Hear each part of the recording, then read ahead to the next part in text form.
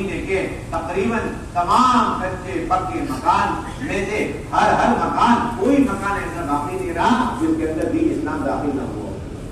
سوائے چند قبیلے کو. اس کی نشاندہی کی ہے صحابہ میں چند قبیلوں کے علاوہ مدینہ طیبہ کے تمام تر قبیلے اور ہر قبیلے کے ہر گھر اور ہر گھر کا ہر دین میں داخل ہو.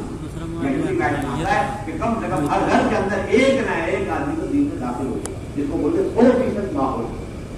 مصعب بن عمیر رضی اللہ عنہ ایسی محنت کرتی صبح سے شام تک وہ کبھی اس باغ میں بیٹھے تھے، اس سردار سے مل رہے، کبھی اس جگہ گشت میں گئے ہوئے اس سے ملاقاتیں کر رہے، کبھی خاندان اور قبیلے میں چلے گئے اور کوئی کام ہی نہیں تھا. مصعب بن عمیر رضی اللہ عنہ کو 2 سال ایسی لگاتار محنت کری کہ سارے مدینہ طیبہ کے ہر کچے پکے گھر کے اندر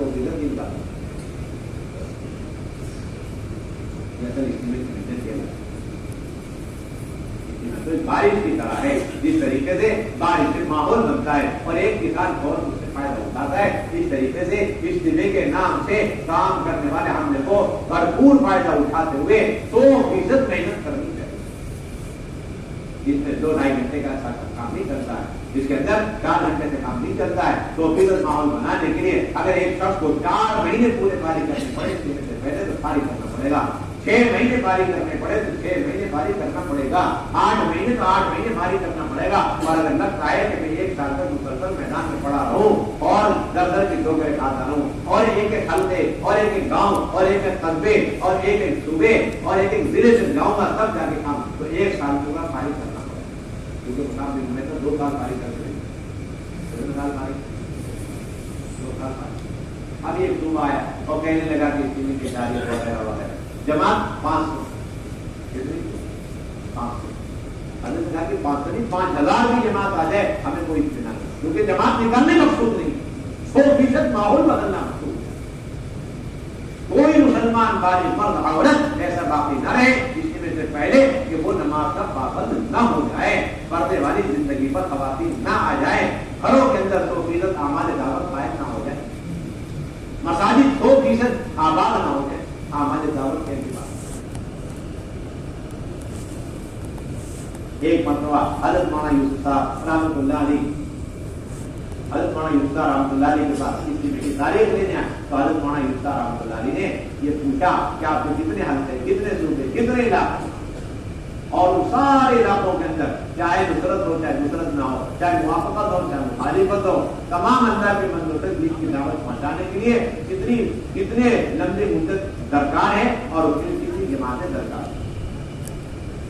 جہاں اتنا لمبا ہو چاہیے محنت کے لیے 100% ماحول بدلنے کے لیے، تو مولانا یوسف علی نے کہا کہ ٹھیک ہے اتنے لمبے آپ سے محنت کرو اور پھر محنت کر کے آپ نے بتاؤ 100% نمازی بن گئے، 100% گھروں میں پردہ اور خواتین میں پردہ اور 100% لوگ اللہ کے راستے میں جوڑ سے پہلے اس سے پہلے نکل گئے، اس کی آپ کی کارگزاری سناؤ، اور اگر کارگزاری میں پتہ چلا اور کمی ہے تو 1 سال کی تاریخ اور ڈیلے کر دو اور محنت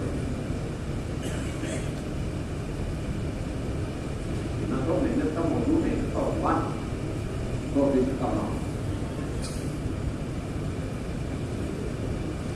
تمام طالبہ رضی اللہ تعالیٰ عنہ آئے حضور کی خدمت میں اور آپ کی خدمت میں رہ کر انہوں نے دین سیکھا اور کلمہ سیکھا اور پھر دین کے داعی بن کر اپنے علاقے میں گئے اور جاتے ہی انہوں نے اپنے تمام قبیلے والوں کو دعوت دینی شروع کر دی. روایت میں آتا ہے کہ سب سے بہترین قاصد کسی قوم کے لیے اگر کوئی ثابت ہوا ہے تو وہ تمام طالبہ ہیں، جس سے کہ صبح سے شام تک ایسی محنت کری کہ سارے قبیلے کے لوگ دین میں داخل ہوئے. یا تو صحابہ میں مثالیں اس کی ملیں گی کہ انہوں نے 1 دن محنت ایسی کری کہ پورا قبیلہ دین میں داخل ہوا، یا 15 سال محنت کری اور 80-90 گھرانے دین میں داخل ہوئے. یا مثالیں ملیں گی کہ وہ گئے دین کی دعوت دینے کے لیے، اللہ کے نبی نے فرمایا بھی تھا کہ بھائی تمہاری بات نہیں مانیں گے، وہ کہتے تھے کہ نہیں میری بات تو ضرور مانیں گے اور مجھ سے محبت ہو، اپنی تمہاری بچیوں سے زیادہ کرتے ہیں اور میرا اس سے زیادہ خیال اور احترام کرتے ہیں. اللہ کے نبی فرمایا کہ نہیں شاید تمہاری بات نہیں مانیں گے، مجھے ڈر ہے کہ تمہیں قتل کر دیں گے، لیکن نہیں مجھے اپنے قوم پر بڑا بھروسہ، بڑا اعتماد ہے. ابو مسعود ثقفی رضی اللہ عنہ گئے اپنے قبیلے ثقیف میں اور جا کر کے دعوت دینے کے لیے جب بالا خانے پر آئے اور کہنے لگے کہ بھائی میں تمہیں کلمے کی دعوت دیتا ہوں، تو سب نے مل کر ان پر تیر کی بارش کر دی اور وہیں پر ان کا انتقال. یہ مثالیں موجود ہیں. آپ صلی اللہ علیہ وسلم کے زمانے لوگ چاہتے تھے آپ کے زمانے میں کلمہ پڑھ کر ہم مکے میں ٹھہر جائیں. آپ صلی اللہ علیہ وسلم فرماتے تھے نہیں مکے میں نہیں ٹھہرنا, جاؤ آپ کے قبیلے والے محتاج ہیں اور جا کر محنت کرو. قبیلے والے محتاج ہیں, آپ جا کر کے محنت کرو. آپ صلی اللہ علیہ وسلم ایسے ایسے لوگوں پر محنت فرمایا کرتے تھے کہ جن کو قتل کرنا واجب ہو چکا تھا اور وہ سب مخالف قسم کے لوگ تھے اور دین میں داخل ہونا پسند نہیں کرتے تھے, لیکن حضور صلی اللہ علیہ وسلم ایسے واجب القتل لوگوں کو بھی دعوت دینے کے لیے آدمی بھیجا جا کر کے کسی فرد کو چھوڑنے کا کوئی سلسلہ اور کوئی مثال کوئی نمونہ نہیں ملے. ایسے لوگوں میں تھے جن کو دیکھ دیکھ قتل کرنے کا حکم تھا, اس لیے کہ بڑے مجرم تھے اور بہت سخت قسم کے مجرم تھے, لیکن آپ صلی اللہ علیہ وسلم نے ویسی بن حرب کو دین کی دعوت دینے کے لیے اپنا قاصد لگا کر بھیجا. تو ویسی بن حرب نے قاصد سے کہا, حضور صلی اللہ علیہ وسلم کے قاصد سے, کہ آپ مجھے دین اسلام کی دعوت دے رہے ہو جبکہ آپ کا خود یہ فرمانا ہے کہ جو تقدیر کرتا ہے اور قتل کرتا ہے اور زنا کرتا ہے تو وہ بہت بڑا مجرم اور گنہگار ہوگا اور کل قیامت میں جہنم میں ذلیل و خوار ہو کر دردناک عذاب میں جہنم میں پڑا رہے گا. قیامت کے دن اس کو جو ہے دوہری سزا دی جائے گی, دگنی سزا دی جائے گی. میں نے یہ سارے کام کیے, شرک بھی کیا ہے اور قتل بھی کیا ہے اور زنا بھی کیا ہے, کیا ان سارے گناہوں سے نجات کا کوئی راستہ میرے لیے ہے؟ پوچھ کر آئے.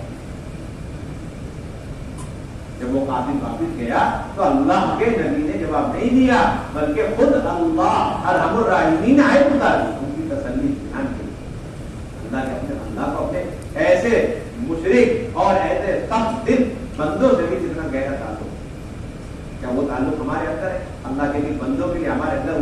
وہ ترحم ہے, رحم کا جذبہ ہے, شفقت ہے, ہمدردی ہے, خیرخواہی ہے کہ کسی طرح ایسی ہدایت مل جائے. اللہ تعالیٰ کی طرف سے آئے تو إلا من تاب وآمن وعمل عملا صالحا فأولئك يبدل الله سيئاتهم حسنات وكان الله غفورا رحيما. جو توبہ کر لے اور پھر ایمان لائے اور نیک اعمال کر لے تو ان کے گناہوں کو نیکیوں سے بدل دیں گے. یہ آیت اللہ کے نبی نے قاصد کے ذریعے دوبارہ ویسی بھی حالت کے پاس ویسی بھی حالت کہنے لگے یہ تین کام یعنی توبہ کرنا, ایمان لانا اور پھر نیک اعمال کرنا, یہ تو بہت سخت شرطیں ہیں, میرے بس کی بات ہے. اس سے بھی کوئی ہلکا کام ہو تو مجھے بتاؤ. توبہ کرنا میرے بس کی بات ہے اور ایمان لانا بھی بہت مشکل کام اور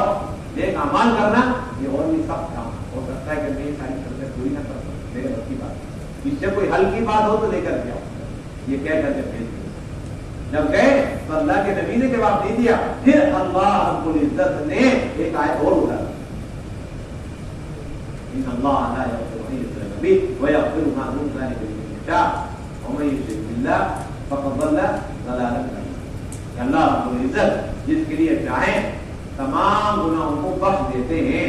سوائے شرک کے. شرک نہیں بخشتے کافر. یہ آیت لکھ کر دوبارہ بھیجا قاصد کے یہاں, جاؤ جا کر کے ویسی مثال کو سنا دو کہ اللہ نے تمہارے سوال کا جواب اتار دیا ہے. ویسی مثال نہایت سنکر کہنے لگے کہ اس کے اندر تو یہ کہا گیا اور اللہ نے یہ فرمایا کہ میں جس کے لیے چاہوں گا شرک کے علاوہ اس کے سارے گناہ معاف کر دوں گا. مجھے کیا پتا کہ اللہ نے میری بھی مغفرت چاہی یا نہ چاہی, مجھے کیا پتا اللہ تعالیٰ میری مغفرت چاہیے نہیں چاہیے, مجھے کیا پتا. اللہ نے اس مغفرت کو اپنی چاہت پر موقوف کر دیا. اب مجھے کیا پتا کہ میری مغفرت اللہ چاہیں گے نہیں چاہے, ہو سکتا ہے چاہے ہو سکتا ہے نہ چاہے, اس لیے شاید مجھے کچھ تسلی نہیں. دوبارہ دیکھیں تیسری مرتبہ بھی اللہ کی طرف سے ایک اور آیت اتری اور وہ اتنی واضح آیت تھی کہ قیامت تک سب دن پتھر دن اور مایوس سے مایوس تر انسان کے لیے بھی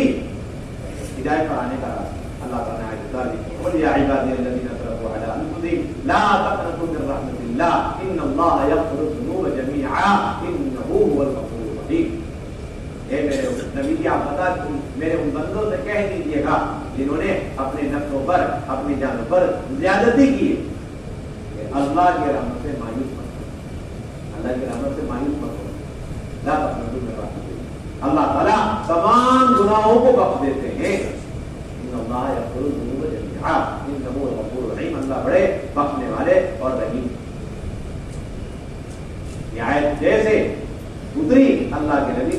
दोबारा भेजा, जाओ जाकर के वैसे बिहार को ये आयतें पढ़ करके सुनाओ। बस इस आयत को सुनने की देरी वैसे भी कलिमा पढ़ के और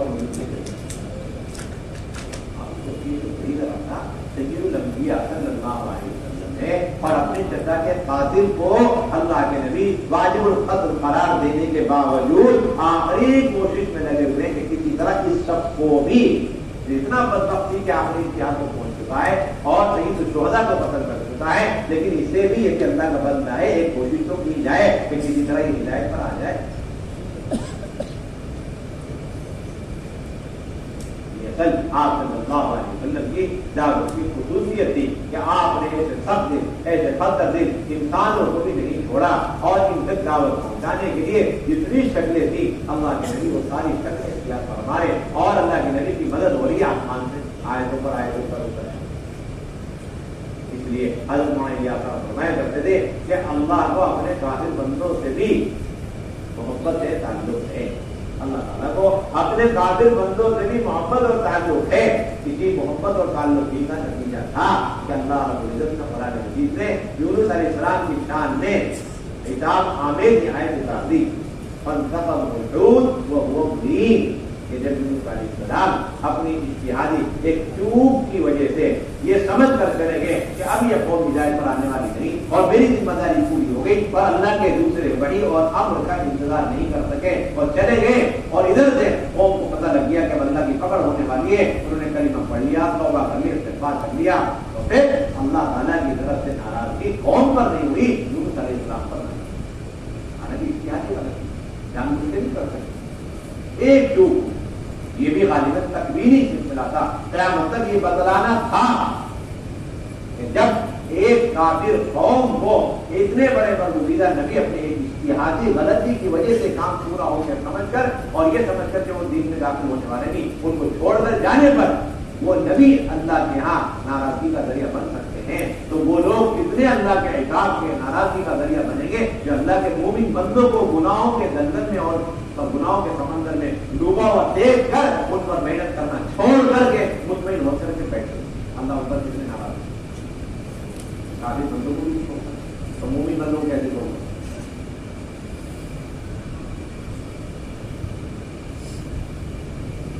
सबसे बहुत बुनियादी जिम्मेदारी आप सल्लल्लाहु अलैहि वसल्लम ने मदीने के इज्तिमा से शुरू होने से पहले सबसे ज्यादा इस बात की कोशिश करी। 7 दिन 70 दिन 100 दिन जितने भी कबीले अफराद तक थे आपने किसी को नहीं छोड़ा, हर एक के पास जाने का इस्तेमाल। ये मुझे असल अर्ज करना है, इज्तिमा 13 साल के बाद हो रहा है बदर का औरत का, उससे पहले 13 साल आपकी मेहनत की। क्या क्या नौइयत थी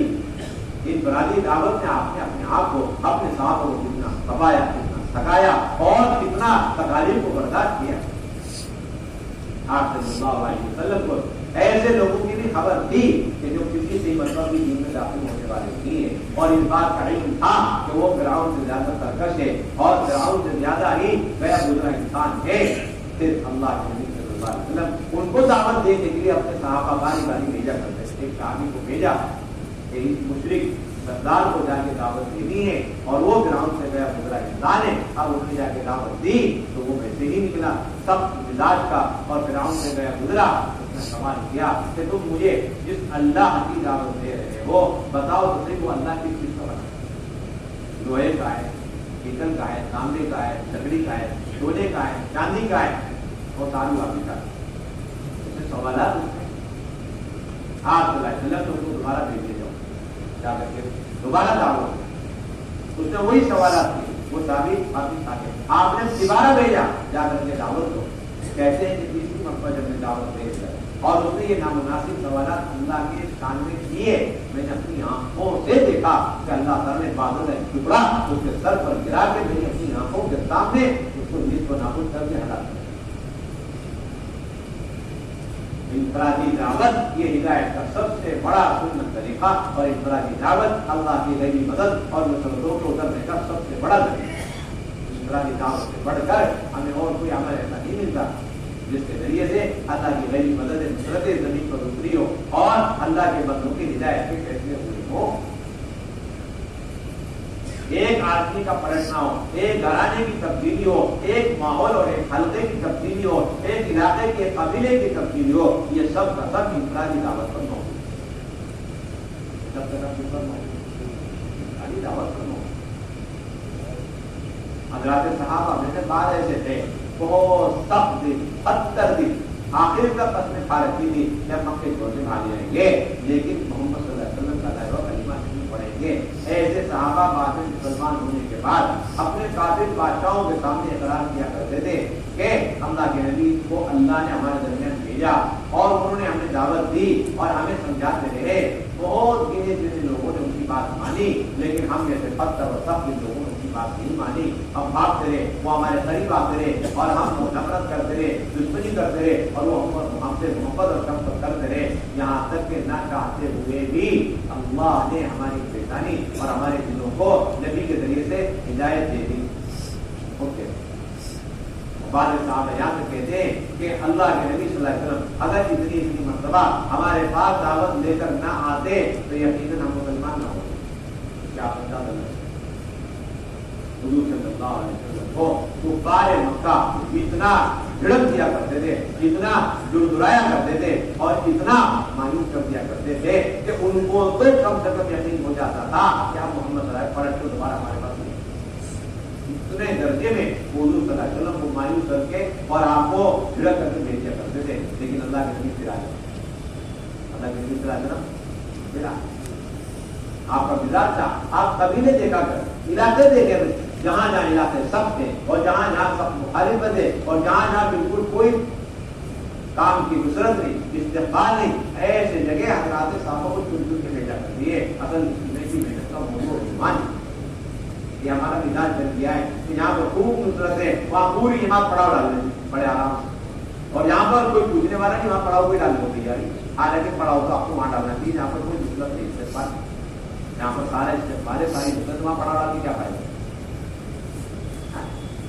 پڑاؤ تو وہاں ڈالنا چاہیے یہاں پر بالکل ماحول نہیں، بالکل نصرت نہیں، آپ کے وہاں پڑاؤ ڈال کر پڑے رہنے سے اور دن اور رات دعا، ذکر، تلاوت، عبادت اور پھر در کی ٹھوکریں کھانے پر اللہ رب العزت وہاں سخت زمین کو اللہ تعالیٰ نرم زمین بنائے، سخت دل کو نرم دل بنائے۔ اللہ کے نبی کا یہی مزاج۔ حضرت عمار بن یاسر رضی اللہ تعالیٰ عنہ فرماتے ہیں کہ آپ صلی اللہ علیہ وسلم نے مجھے قبیلے قیس کو دعوت دینے کے لیے بھیج دیا۔ جب میں وہاں پہنچا تو دیکھا کسی نے میرا نام استقبال کیا، نہ نصرت کری، نہ مجھے ٹھکانہ دیا، بلکہ دیکھا کہ وہ اپنے جانوروں کے ساتھ لگے ہوئے ہیں، ان کے دم پکڑے پکڑے گھومنے پھر رہے، اور انہیں کوئی احساس نہیں کہ اللہ کے نبی کی طرف سے کوئی معلم، کوئی داعی آیا ہے ہمیں دین سکھلانے کے لیے اور علم سکھلانے کے لیے۔ جب میں نے ان کا یہ ماحول دیکھا تو میں واپس آ گیا۔ حضور نے پھر مجھے واپس بھیج دیا۔ اللہ کے نبی کا مستقبل آپ یہ مزاج تھا کہ اگر کسی سخت علاقے میں کسی جماعت کو بھیجا گیا اور وہ لوگ دین میں داخل نہیں ہوئے تو آپ صلی اللہ علیہ وسلم کے پاس خط آتا اور آپ صلی اللہ علیہ وسلم ان کو واپس بلا کر اس رخ پر علی جماعت بھیج تسلسل کے ساتھ محنت کے نتیجے میں سخت اور انتہائی خطر علاقہ، سخت علاقہ، سنگین علاقہ وہ نرم ہو جائے گا۔ آپ صلی اللہ علیہ وسلم نے حضرت خالد بن ولید رضی اللہ تعالیٰ عنہ کو ملک یمن بھیجا اور وہ 6 مہینے یمن والوں میں رہے اور دعوت دیتے تھے۔ 6 مہینے کوئی معمولی عرصہ ہوتا ہے، 6 مہینے ہوتا سارا 6 مہینے کے اندر 6 مہینے جب دیکھا کوئی کلمہ پڑھنے کے لیے تیار نہیں، راضی نہیں، تو پھر حضرت خالد بن ولید رضی اللہ تعالیٰ عنہ نے حضور صلی اللہ علیہ وسلم سے خط لکھ کر بھیجا۔ آپ صلی اللہ علیہ وسلم فرمایا کہ ٹھیک ہے، اب ہم تمہاری جگہ علی کو بھیج رہے ہیں اور تمہاری جماعت میں جو واپس آنا چاہے واپس آ جائے اور جو اپنا وقت بڑھا کر حضرت علی کے ساتھ مل کر کام کرنا چاہتا ہے اسے پوری اجازت ہے۔